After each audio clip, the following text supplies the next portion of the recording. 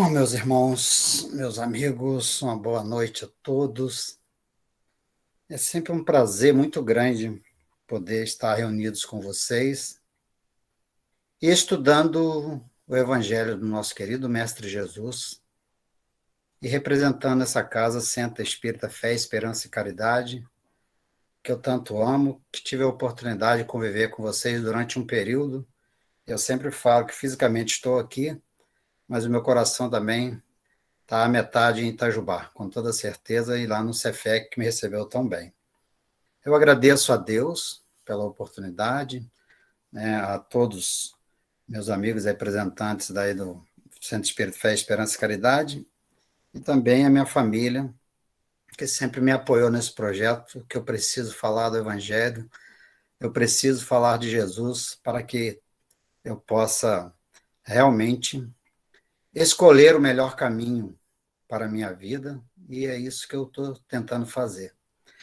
Hoje nós vamos dar continuidade ao estudo do Livro dos Espíritos. É o livro terceiro, né, que é as Leis Morais, porque o Livro dos Espíritos é dividido em 4 partes, então nós estamos no livro 3, o livro terceiro, parte terceira, que é as Leis Morais. Está no capítulo 1, estamos falando sobre a lei divina ou natural. Já falamos, né, os amigos aí já falaram em estudos passados aí, né, sobre os caracteres da lei natural, conhecimento da lei natural, e hoje nós vamos falar sobre o bem e o mal, dar continuidade, né, que já iniciaram, vamos dar continuidade, que são várias questões, né? E depois, para fechar esse capítulo 1, vai ser a divisão da lei natural. Mas hoje, especificamente, vamos falar da questão 636 a 640. Para isso, eu tive que buscar, primeiro, né, a primeira questão desse capítulo, que se deve entender por lei natural para que a gente possa entender o bem e o mal. Já foi comentado, e eu vou só aqui reforçar, né, que a lei natural é a lei de Deus, é a única e verdadeira para a felicidade do homem. Destaquei em vermelho aí também, né, dizendo que indica-lhe o que deve fazer ou deixar de fazer, e só é infeliz quando dela se afasta. Ora, então se ela é a única lei, né, que é a lei natural, e é a lei de Deus, é a única e verdadeira para a nossa felicidade, somos infelizes? Por quê? Os espíritos já estão respondendo. Às vezes a gente fica como um barco à deriva, bate aqui, bate acolá, e se afasta dessa lei natural, que é a lei de Deus, e aí realmente somos infelizes. Embora saibamos que nesse mundo de provas e expiações, a felicidade ainda não é completa, mas a gente pode sentir esses momentos. Não é tão bom quando nós estamos falando do nosso mestre querido, de Deus, e a gente se sente tão bem.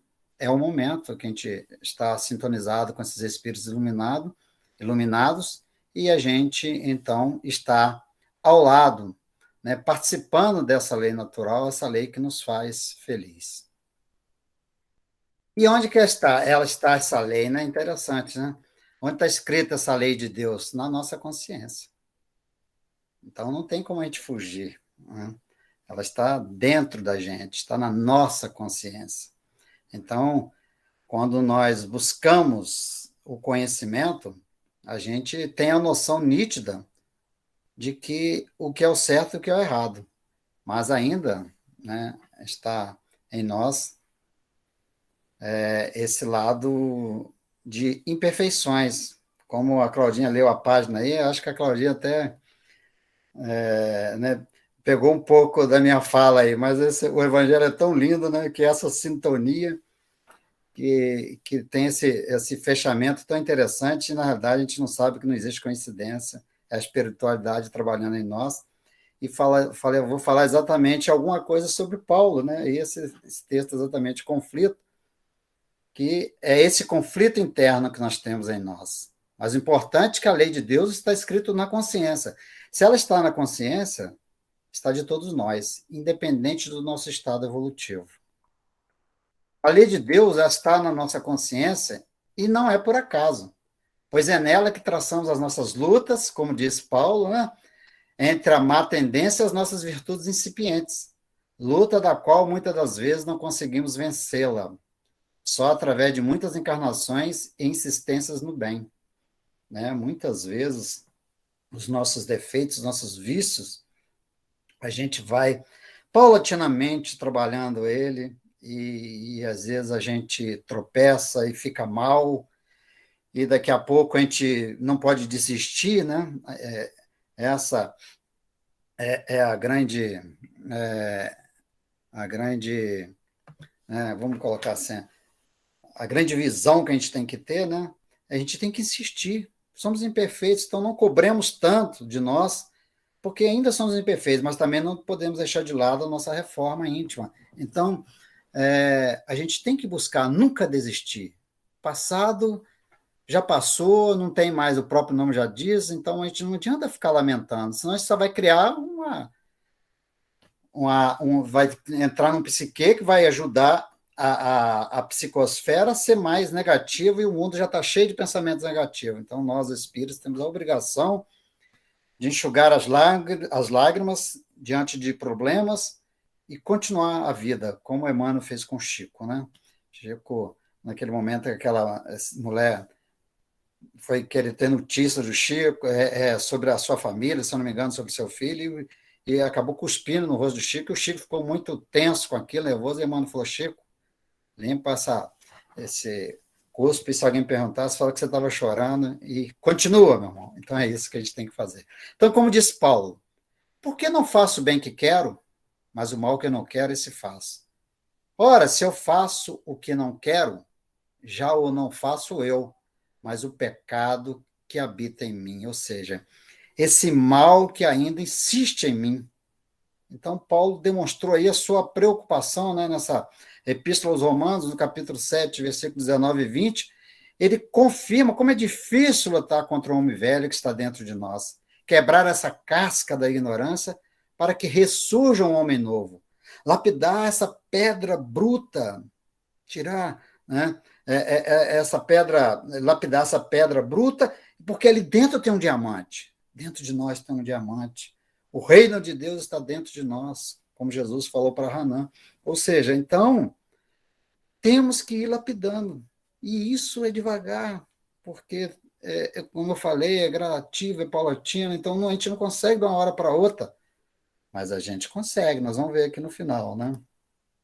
E aí chega um momento em que nós temos que decidir o caminho do bem e o caminho do mal.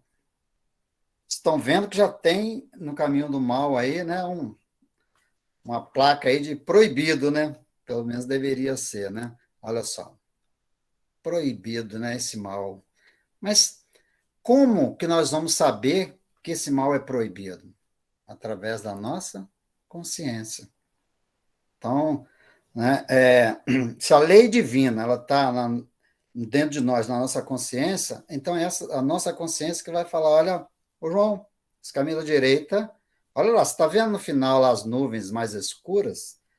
Lá você vai encontrar a escuridão, meu irmão. Olha o caminho do bem, como está mais claro, né? Está mais tranquilo. Então, embora mais tranquilo no final, né, quando a gente chegar no objetivo, mas o caminhar é mais difícil, mas a luta, ela vai ser a sua vitória, a sua conquista vai estar lá no final.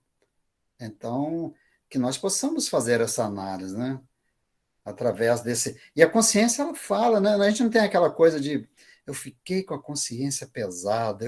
A gente até faz o mal, né? Insiste, mas aí a gente fala assim, no fundo, fiquei com a consciência pesada, e aquilo fica, como minha mãe falava, né? Fica ruminando na cabeça da gente, fica aquela coisa, e a gente se sente mal. Mesmo sabendo que a lei natural é a única e verdadeira para a nossa felicidade, e que ela está na nossa consciência, então por que seguimos o caminho do mal? Por quê, né, gente? Porque Deus, na sua sabedoria e misericórdia, nos dá o livre-arbítrio.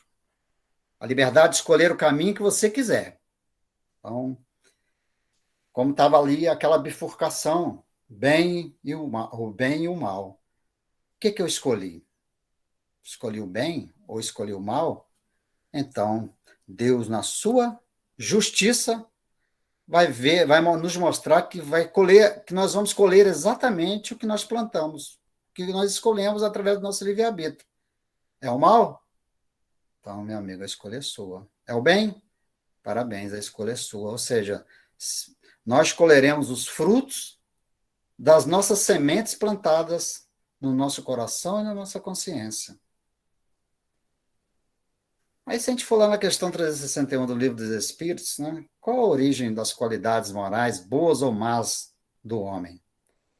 São as dos espíritos nele encarnado. Quanto mais puro esse espírito, tanto mais propenso ao bem ao homem. Então, a origem dessas qualidades, essas tendências boas ou más que nós temos, é, do, é nossa, né? Do próprio espírito. A gente traz conosco e vai cada encarnação se trabalhando, né? Buscando seguir o caminho do bem para sofrer menos, já que a lei da justiça vai nos dar aquilo que nós plantamos. Se cada homem culto indagasse de si mesmo quanto ao fundamento essencial de suas atividades na Terra, encontraria sempre no santuário interior vastos horizontes para ilações, né, de valor infinito, ou seja, para conclusões, para definição daquilo, né, concluir que nós temos um valor dentro de nós. Isso está no livro Pão Nosso, Emmanuel, que nos fala isso, né? Então, às vezes, a gente não faz esse questionamento, né? Mas nós temos muito a dar, que está dentro de nós aqui, é deixar sobressair esse bem que está aqui, às vezes, quietinho dentro de nós, né? Que nós temos que fazer movimentar, tirar ele da inércia. E a questão 886 do Livro dos Espíritos, eu estou fazendo toda essa introdução para entrar no nosso estudo, da 636 até 640, nas questões do Livro dos Espíritos. Então, a questão 886 fala, né, o Kardec pergunta, qual o verdadeiro sentido da palavra caridade, como entendia Jesus? Benevolência para com todos, indulgência para as imperfeições dos outros, perdão das ofensas. O amor e a caridade são complemento da lei de justiça, né? É a última lei que está lá nas leis morais, que ela é formada de 10 leis, né? Como o Pentateuco, 10 leis, Pentateuco não, as leis de Moisés, né? O Decálogo. E aí são essas 10 leis que também mostra, os Espíritos nos mostram que a última lei, que é a lei de justiça, amor e caridade, né? Que nós devemos amar o nosso próximo, fazer-lhe todo o bem que nos seja possível, que desejáramos que nos fosse feito. Tal o sentido dessas palavras de Jesus, amai-vos uns aos outros como os irmãos. Então, se eu tiver compaixão, se eu me colocar no lugar do outro, eu vou ter mais amor, mais compreensão, eu vou ter mais caridade, né, com o próximo, porque eu vou me colocar na posição dele. Então, aquilo que eu não gostaria que fizesse para mim, eu me sentiria mal, eu não posso fazer, eu não devo fazer isso para não posso, né? Mas às vezes através do livre-arbítrio a gente acaba fazendo, porque ainda deixa transparecer no nosso coração a grande chaga, as duas chagas, né, que os espíritos nos falam, que Kardec, né, nos fala no Evangelho segundo o Espiritismo, que é o orgulho e o egoísmo. E ainda ele insiste aqui no nosso coração, e a gente tem que estar nessa luta interna, nesse bom combate, né, nesse conflito, como disse o Paulo, né? Quando todos os homens estiverem convencidos de que Deus é o mesmo para todos, de que esse Deus soberanamente justo e bom, nada de injusto pode querer, que não dele, porém dos homens, venha o mal, todos se considerarão filhos do mesmo Pai e se estenderão as mãos uns aos outros. Essa é a fé que o Espiritismo faculta e que doravante será o eixo em torno do qual girará o gênero humano, quaisquer que sejam os cultos e as crenças particulares. Isso está na Gênesis, no capítulo 18, item 17. Então, olha só, independe da nossa crença, do nosso culto, né, que a gente defende, independe. Vai chegar um momento em que nós entendermos que nós somos filhos do mesmo Pai, irmãos, portanto, né? A gente vai se vai ajudar um ao outro. A gente vai deixar de lado esse, como eu falei, orgulho, essa vaidade, né? Esse egoísmo de achar que a nossa fé é a melhor, que a nossa crença é melhor, né? Então a gente vai entender isso. E aí me faz lembrar, quando eu destaquei isso aqui em vermelho, né, que o Espiritismo vem mostrar isso para a gente, que independe da nossa crença ou do nosso culto, né, que um dia nós entenderemos que somos todos iguais. E aí eu lembro da passagem de Leon Denis que fala: o Espiritismo não será a religião do futuro, mas o futuro das religiões. Eu gosto muito de falar essa frase de Leon Denis, que eu acho muito interessante. Você vê que o Espiritismo não está preocupado, né, com proselitismo, ele está preocupado em mostrar, através das nossas ações, das nossas atitudes, que estamos convergindo para a mesma direção, para o mesmo caminho que é Deus. Então, não importa a sua religião, ninguém, quando a gente retornar ao plano espiritual, vai nos perguntar qual era a sua religião, o que fizeste, né? A pergunta correta é essa: o que fizeste com os dons que eu te dei, com os talentos recebidos? Então, entramos na questão 636, né? Entramos na questão, então, 636, que Kardec pergunta: são absolutos para todos os homens o bem e o mal? E eles respondem: a lei de Deus é a mesma para todos. Porém, o mal depende principalmente da vontade que se tenha de o praticar. Olha aí, a vontade, né? Então, se eu quiser praticar o mal, eu vou praticar. Mas se eu quiser o bem também. O bem é sempre o bem. E o mal é sempre o mal. Qualquer que seja a posição do homem, diferença só há quanto ao grau de responsabilidade. Quando ele fala esse grau de responsabilidade, os espíritos respondem isso para a gente, né? Quanto ao grau de responsabilidade. Então, assim, o bem é o bem, o mal é o mal. Agora, qual é o meu grau de responsabilidade diante desses dois caminhos? É aquilo que eu estou aprendendo. A quem mais for dado, mais será cobrado. Então, se eu estou hoje estudando uma doutrina igual a doutrina espírita, ora, eu tenho que ser um pouco diferente do que eu era. A gente sabe que, né, como já foi falado aqui, que a evolução ela é devagar. Agora, mas eu já tenho um certo conhecimento. Então, se eu tenho esse certo conhecimento, tem muito que aprender, com toda certeza, mas isso já me dá uma noção consciencial de que, olha, esse caminho aqui, que eu seguia lá no passado, antes de conhecer essa doutrina, meu amigo, não dá mais. Não dá mais. O meu grau de responsabilidade aumentou.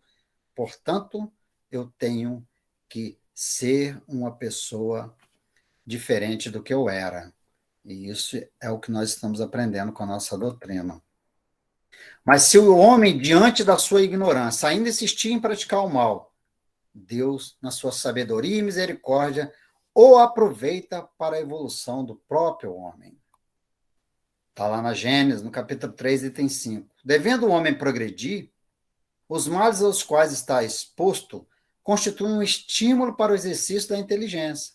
Olha Deus trabalhando, né, o mal que nós causamos, aproveitando para nos mostrar que a gente pode trabalhar. Né? Quando surge esse mal, nós temos a capacidade de exercitar a nossa inteligência, também as faculdades físicas e morais, convidando a pesquisa dos meios de se subtrair a eles. Como eu vou evitar isso? Se nada eu tivesse que recear, nada eu levaria à procura do que fosse melhor. Né? Então, se a gente não visse esse mal, se a gente não tivesse esse mal em nós, ora a gente não agiria, a gente não caminharia, a gente não melhoraria. Então, entorpeceria na inatividade do seu espírito, nada inventaria ou descobriria. A dor é o aguilhão que impulsiona o homem para a frente na estrada do progresso. Então, se eu decidir seguir um caminho que não for o caminho do amor, vem a dor e fala: olha, já que você decidiu esse caminho, né, você plantou, você vai colher, então você vai colher a dor. Aí eu vou começar a refletir, né? Ainda espírito imperfeito que somos, então ele vai falar, olha, rapaz, se eu fizer isso, eu vou sofrer mais. Então, começa a refletir. Continua, né? Na Gênesis, no capítulo 3, no item 7. Contudo, Deus, que é todo bondade, colocou o remédio ao lado do mal. Quer dizer, do próprio mal faz nascer o bem. Chega em um momento em que o excesso do mal moral se torna intolerável e faz sentir o homem a necessidade de mudar de vida. Instruído pela experiência, é compelido a procurar um remédio no bem, sempre por efeito do seu livre-arbítrio. Então, ele chegou a essa conclusão e vai decidir. Ora, não quero sofrer mais, não tem momento na vida da gente que é assim, meu Deus, estou cansado de sofrer, eu tenho que mudar a minha vida. Quando escolhe um caminho melhor, é por sua vontade, porque reconheceu os inconvenientes do outro caminho. A necessidade obrigou-o a aperfeiçoar-se moralmente para ser mais feliz, assim como forçou a aperfeiçoar as condições materiais da sua existência. E a questão 637. Será culpado o selvagem que, cedendo ao seu instinto, se nutre de carne humana?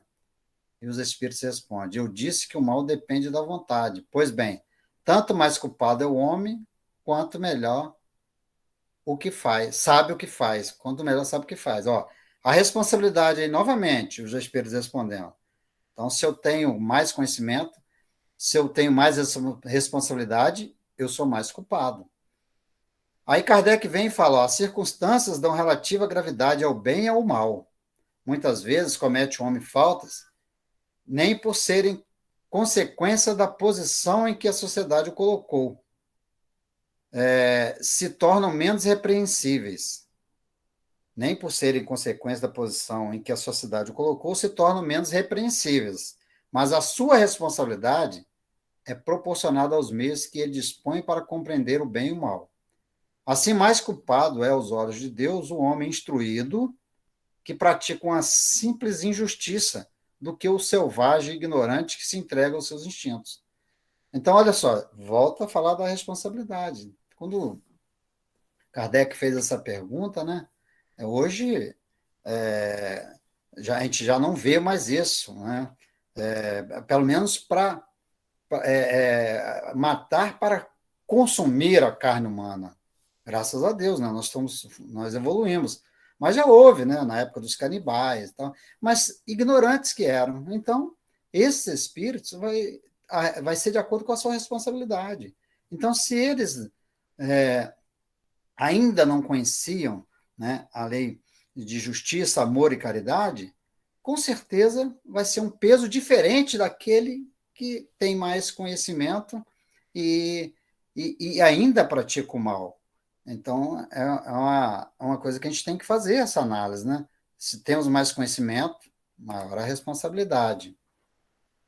E a 638, que diz o seguinte, parece às vezes que o mal é uma consequência das coisas, tal, por exemplo, a necessidade em que o homem se vê, em alguns casos, de destruir até mesmo o seu semelhante. Poder-se-á dizer que há, então, infração da lei de Deus? Aí os espíritos respondem, né? Embora necessário, o mal não deixa de ser o mal. Essa necessidade desaparece, entretanto, à medida que a alma se depura, passando de uma a outra existência. Então, mais culpado é o homem quando pratica porque melhor ou compreende, né? Então, os espíritos mostram que, olha, o mal não deixa de ser o mal, embora necessário. O que a gente lembra desse embora necessário, né? Vamos fazer uma análise, né? Então, mas o mal não deixa de ser o mal. Então, essa necessidade vai desaparecer à medida em que a gente vai evoluindo, vai progredindo. Mas aí, isso acontece muito, né? Esse é um exemplo que a gente pode trazer para o nosso cotidiano. Muitas pessoas ainda deixando sobressair às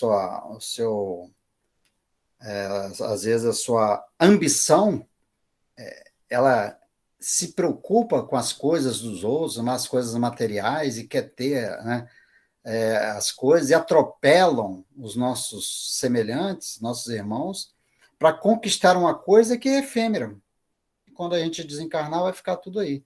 A gente não cansa de ver isso, né? Aqueles que às vezes dão uma ludibriada no serviço, como a gente fala na linguagem popular, né? Puxa o tapete de um para conseguir um posicionamento melhor no seu emprego, né? Ou faz alguma jogada para que ele consiga, às vezes de forma ilícita, ter um carro tão bom quanto o outro tem. Ou seja, estamos presos ainda a essa matéria, muito ligado ainda às coisas materiais, e com isso a gente sofre, e o homem, então, é culpado, né? Ainda mais se ele tem o conhecimento, né, de que ele está violentando, né, as leis divinas, violentando a lei natural. Então, ele tem uma grande responsabilidade e com certeza vai pagar por isso. Mas é a lei de ação e reação, não tem outra alternativa, né? E, então, quando os espíritos respondem, embora necessário, eu falei, vamos refletir nisso, né? Miramês fala o seguinte, que o que chamamos de mal, por vezes, é necessário conforme a evolução da alma. Isso constitui processo de despertamento do espírito. Necessário que o espírito ali vai, né? Através desse mal, como nós já comentamos, né? Ele vai sentir a necessidade de, olha, despertar, olha, estou seguindo um caminho que não é bom. Somente depois que o espírito atinge determinado grau de evolução espiritual, não é mais necessário o escândalo, né? E a gente vai lá no Evangelho segundo o Espiritismo e Jesus falou, né? É necessário que o escândalo venha, porque estando em expiação na Terra, os homens se punem a si mesmos pelo contato de seus vícios, cujas primeiras vítimas são eles próprios, e cujos inconvenientes acabam por compreender quando estiverem cansados de sofrer devido ao mal, procurarão um remédio no bem. Então, aqui no capítulo 8, foi uma fala de Kardec, né, mostrando para a gente essa passagem de Jesus quando, né, o escândalo é necessário, mas ai daquele que fizer o escândalo. Ou seja, o escândalo é necessário para que a gente faça essa reflexão, para que venha o sofrimento, né, consequência daquele ato mal pensado, e a gente começa a ter, então, uma ideia diferente, a gente começa a se modificar, e aí, então, se torna uma pessoa melhor, né? Claro que não é assim de uma hora para outra, mas vindo esse escândalo, aí acende, como a gente fala, né, o sinal de alerta. Então, mas aquele que fez o escândalo foi causador do mal. Então, se ele foi, no caso, aquele que causou o mal, prejudicou as pessoas por causa desse escândalo, ele também vai ser responsável por isso, né? Mas vai ter esse lado positivo daquele que foi escandalizado. Ele vai refletir, e se não aprender dessa, né, dessa vez, com certeza será de outras vezes. Mas nenhuma ovelha se perderá, como disse o mestre. E aí, com certeza, vai chegar o momento certo. A semente está plantada, né? Já vai acender esse sinal de alerta. Opa, eu vou procurar agir de forma diferente, para que eu não caia novamente nesses escândalos. E a 639, que pergunta, Kardec pergunta, não sucede frequentemente resultar o mal que o homem pratica da posição em que os outros homens o colocam? Qual nesses casos culpados? Né, os espíritos respondem, o mal recai sobre quem lhe foi o causador. Então, se eu criei um ambiente onde coloquei uma outra pessoa, né, na condição da prática desse mal, né? Quem que vai pagar por isso? Com certeza fui eu, se eu coloquei aquela pessoa naquela situação, que ela teve aquela atitude maldosa, né? Então, o mal vai recair sobre quem lhe foi o causador. Nessas condições, aquele que é levado a praticar o mal pela posição em que seus semelhantes o colocam, tem menos culpa dos que, assim procedendo, o ocasionaram. Ou seja, todos dois terão culpa, né? vai ter que pagar pela sua culpa, aquele que colocou ele naquela situação e aquele que se sentiu obrigado, mas também tinha, né, a condição do livre-arbítrio, para ele falar, não vou fazer, mas acaba fazendo, porque já tem essa tendência. Mas aí os espíritos respondem, né? Cada um será punido não só pelo mal que haja feito, mas também pelo mal a quem tenha dado lugar. Então, quem praticou, embora se sentiu obrigado naquele momento, vai ter a sua culpa, embora mais leve, mas aquele que criou todo esse ambiente maldoso vai ser uma dívida maior. E a 640, né, que é a última pergunta do nosso estudo desta noite. Aquele que não pratica o mal, mas que se aproveita do mal praticado por outrem, é tão culpado quanto este? Esse aqui também é muito, muito interessante, essa pergunta, né? Às vezes não pratica o mal, mas se ele vê uma situação em que ele pode aproveitar-se daquele momento em que foi causado o mal, ele é tão culpado, né, como aquele que pratica o mal, é como se houvera praticado. Aproveitar do mal é participar dele. Talvez não fosse capaz de praticá-lo, mas desde que achando o feito, dele tira partido. E que o aprova é que o teria praticado se pudera ou se ousara, né? Ou seja, então ele se atirou naquela situação e aproveitou.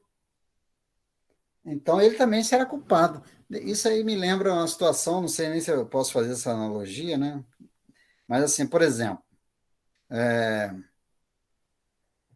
se alguém cria uma situação de repente, de um acidente num caminhão de carga, a gente vê muito disso, né? Aí as pessoas vão lá e aproveitam e roubam toda aquela carga, pegam aquela carga, né, de forma ilícita, então ele vai ter culpa também, né? Não só aquela pessoa que criou uma situação para que houvesse o acidente. Estou aqui só conjecturando, tá, gente?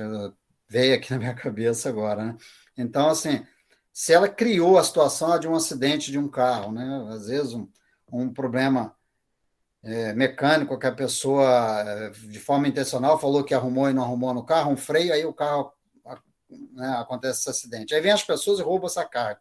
Então, essas que participaram dessa situação também vão ser responsáveis, porque muitas vezes nem ajuda a socorrer aquele pobre coitado que está lá no volante, né, e seu ajudante, mas quer roubar a carga. Então, ele participou também do mal que foi, de certa forma, montado por outra pessoa, né? É só para ilustrar, né? Talvez vocês tenham até aí uns exemplos melhores, mas é o que vem na minha cabeça agora, né? E aí eu fecho, né? Pelo menos a o penúltimo slide aqui, né? Com o nosso querido Paulo de Tarso, dizendo que é o seguinte, ó, vencer o mal é difícil, mas não é impossível, né? Então, o próprio Paulo de Tarso, em sua luta íntima, nos mostra na carta aos Gálatas, né? Depois do que ele escreveu aquela primeira carta, né? Que ele, um bem que ele gostaria de fazer, não fazia, mas o mal que ele não quer, ele faz, né? Então, ele fala, olha, já estou crucificado com Cristo e vivo não mais eu, mas o Cristo vive em mim. Olha só, a gente até arrepia, né? E a vida que agora vivo na carne, vivo pela fé do Filho de Deus, o qual me amou e se entregou a si mesmo por mim. Olha a transformação, olha o vencimento, né? A condição que Paulo, depois de sofrer tanto, conquistou. Então, ela não é impossível, é difícil, muito difícil, mas não é impossível. Então, Paulo se entregou totalmente ao mestre, né? Por isso que foi recebido por ele, né?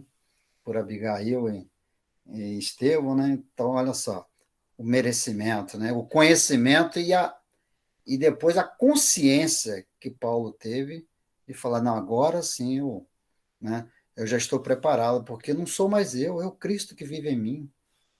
É muito interessante. E para a gente fechar o nosso estudo da noite, eu vou aqui terminar com essa página da nossa querida irmã Sheila, que ela nos alimenta essa página, essa mensagem, para que a gente nunca desista do bem.